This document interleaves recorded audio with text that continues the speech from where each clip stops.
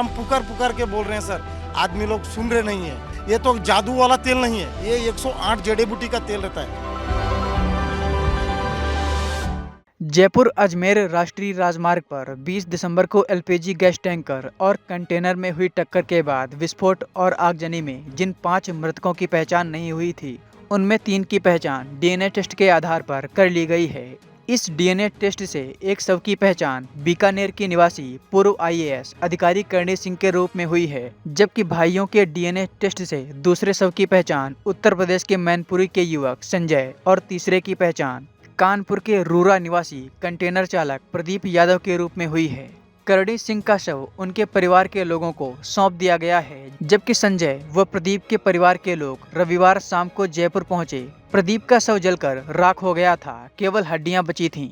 उनके परिवार के लोगों को अस्थियां सौंप दी गई हैं। उधर अब भी 4 लोगों के लापता होने की बात सामने आ रही है। इनमें उस बस के चालक और परिचालक भी शामिल हैं जो उदयपुर से जयपुर जा रही थी और आग में जल गई थी। उधर डीएनए टेस्ट से एक शव की पहचान हो चुकी है, मगर अस्पताल प्रशासन ने अभी इसका विवरण नहीं दिया है। जबकि एक शव की पहचान अभी तक नहीं हो सकी है, उसके किसी स्वजन ने अब तक संपर्क नहीं किया है।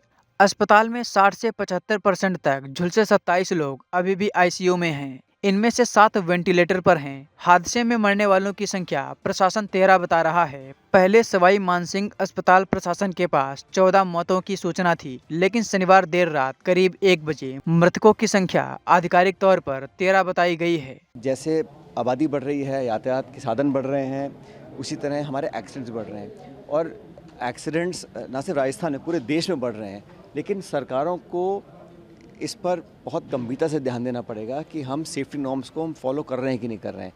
अभी कुछ अखबार में पढ़ रहा था कि कुछ कमियां हैं, शायद उसमें पुलिस डिपार्टमेंट है या परिवहन डिपार्टमेंट है। कहीं पे हम लोग सड़कें खोल देते हैं इनकम्प्लीट काम पर, कहीं फ्लाईओवर पूरे बनते नहीं हैं। और वो जो जंक्शन है वहाँ हमेशा ही बहुत महीनों से जाम लगता था।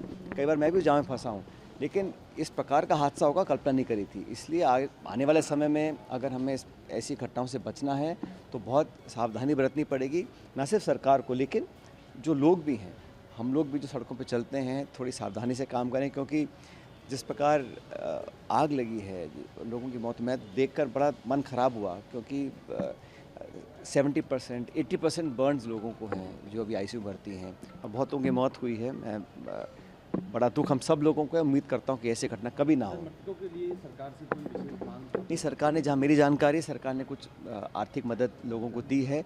और भी अगर ज़रूरत पड़े तो सरकार को करना चाहिए, ना सिर्फ राज्य सरकार को लेकिन केंद्र सरकार को भी। क्योंकि ये अधिकांश जो लोग थे वो बहुत साधन संपन्न नहीं थे और वर्किंग क्लास के लोग थे। तो उनकी जितनी सहायता हो सकती है करनी चाहिए, सरकार को भी, हम सब लोगों को करनी चाहिए।